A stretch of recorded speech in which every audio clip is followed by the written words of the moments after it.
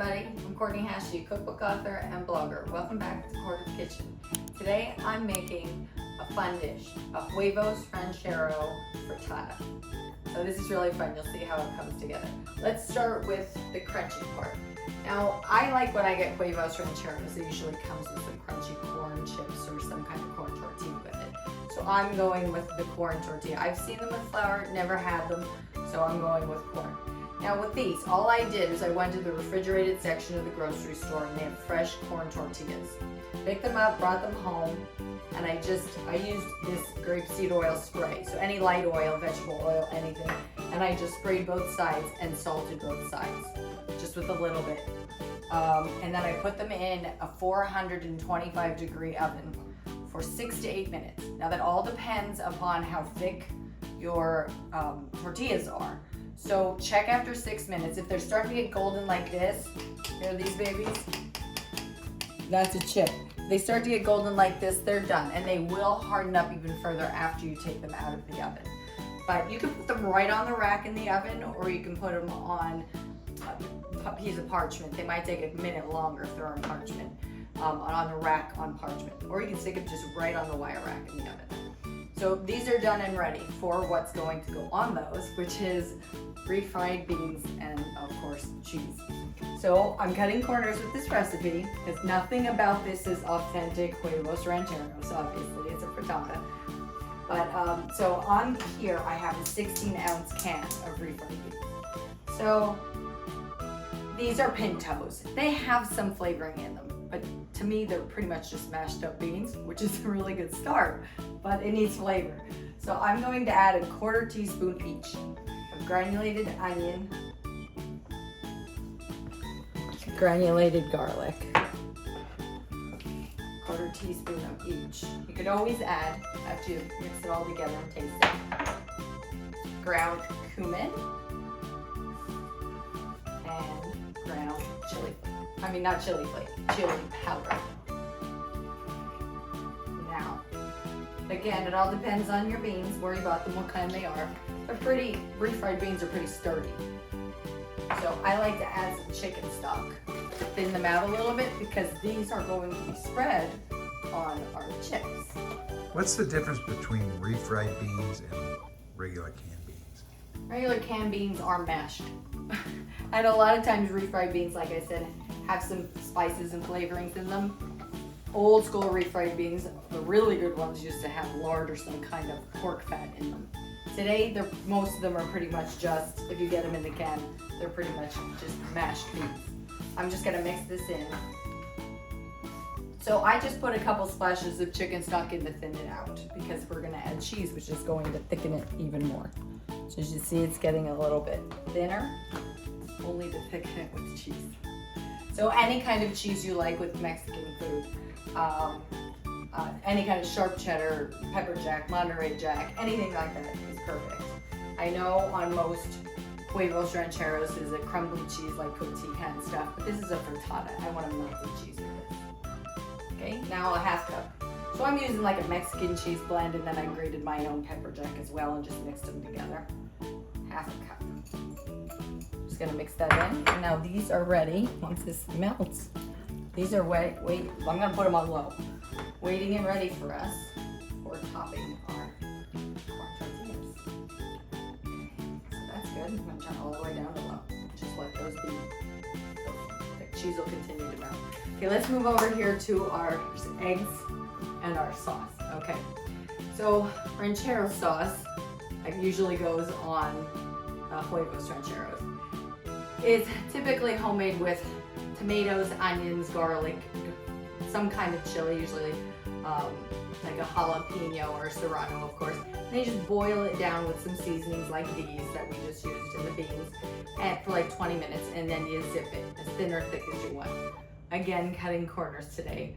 I'm using, yes, I know it's nowhere near authentic. I'm using a canned enchilada sauce. I always have it on hand, and it's good these days, right out of the grocery store. I'm using red. It's a 15-ounce can of sauce. To that, to make it different and good, I like it chunky, your favorite store-bought chunky salsa. So that's 15 ounces, and I'm gonna add a cup. So 8 ounces, which is about half of this jar of your favorite chunky salsa. I like the difference between the smooth sauce and the chunky salsa. I like the textural difference. And then the only other thing I add to this, because I like the flavor of my sauces and of course my salsa, I don't need to add any other seasonings to it. If you don't know yours, just mix it together and taste it. You'll know if it needs salt, if it needs pepper, if it needs other seasoning. The only thing I'm adding is pimentone, about 1/8 of a teaspoon, maybe a quarter. This is spicy, smoked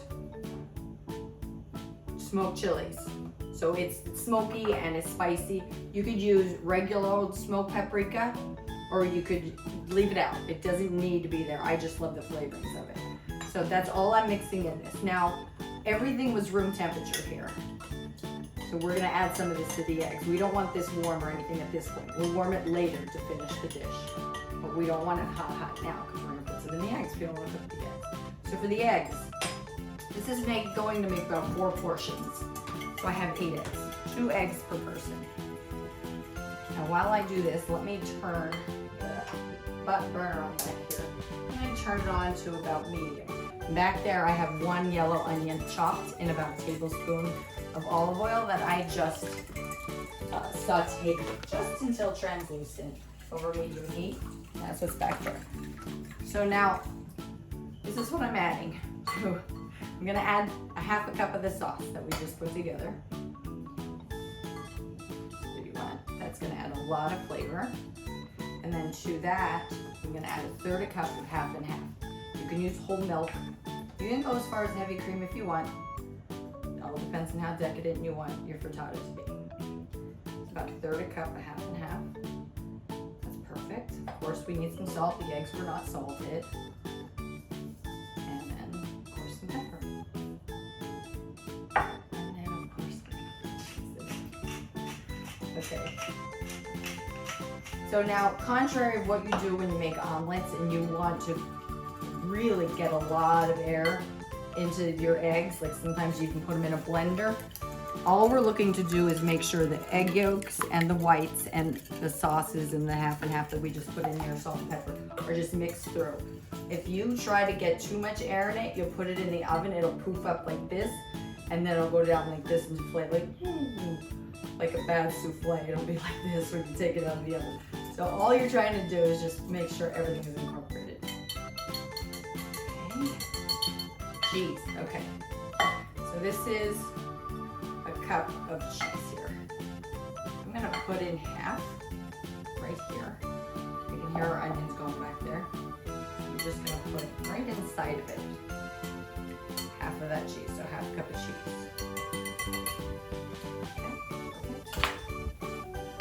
Now we have our onions going back here. So in here with this onion, like I said, I have a tablespoon of oil. I have this sitting here just to be sure because we're about to put eggs in, and this is frittata that's going in the oven, 400-degree oven, which we have waiting on us. So now I'm gonna put in the frittata mixture into the onion, sauteed onion. Perfect. Excellent. Looks good already. Okay, now for frittatas, you want to give it just a second to see that it's. You don't want it. This is not like an omelet where you cook it halfway through on top of the stove. You just really want to just pull it away from the sides for 30 seconds to a minute. It's already starting to set on the very, very top edge.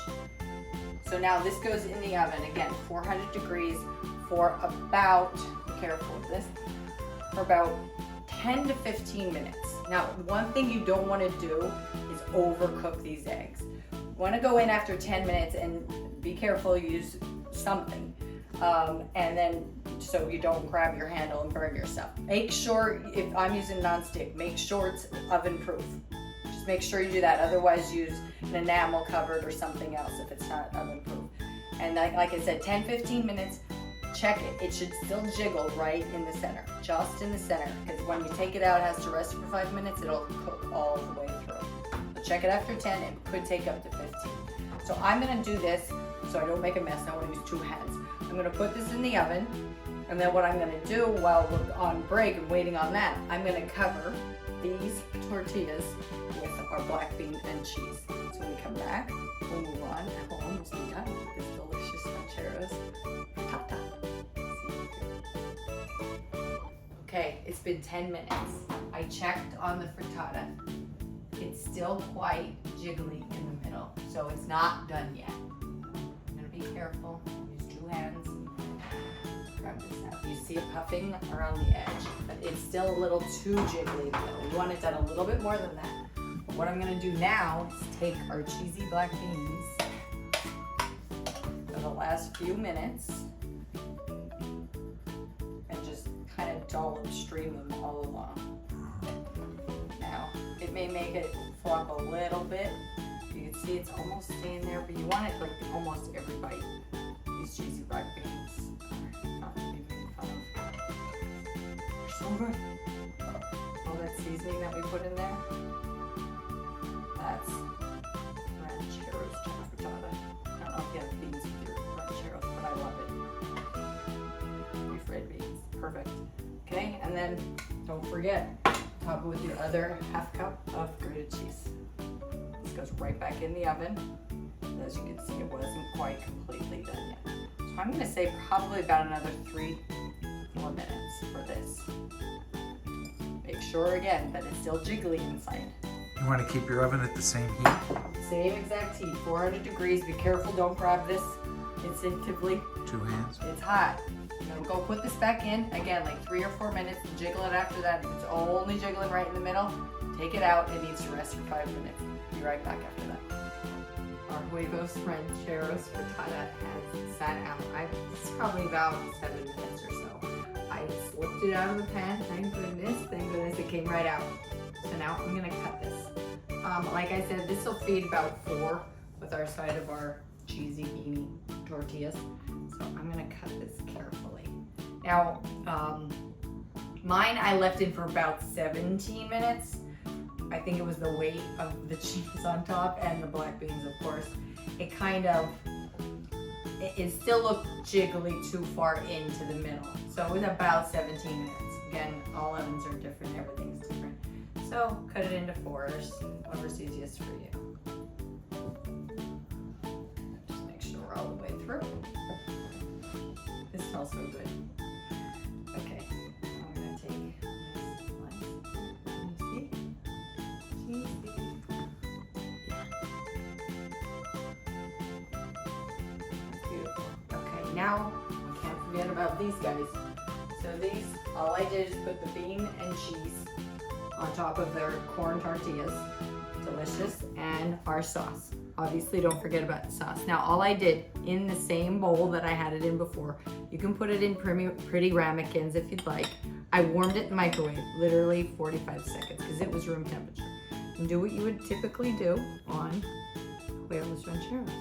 It goes on top of everything. You could, of course, have this sitting on the side for people that want more. Pretty. I love this stuff. I mean, I think I've told you before that I could live practically on salsa. And then if you want some greenery, of course, you can put on some cilantro. Make it all pretty.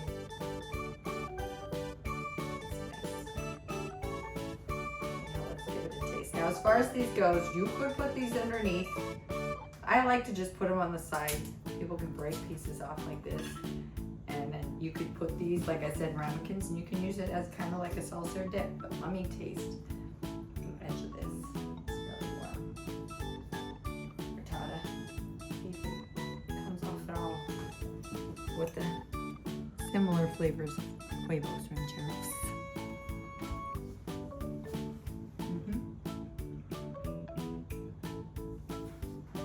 All the flavors we added to those black beans are dancing in my mouth.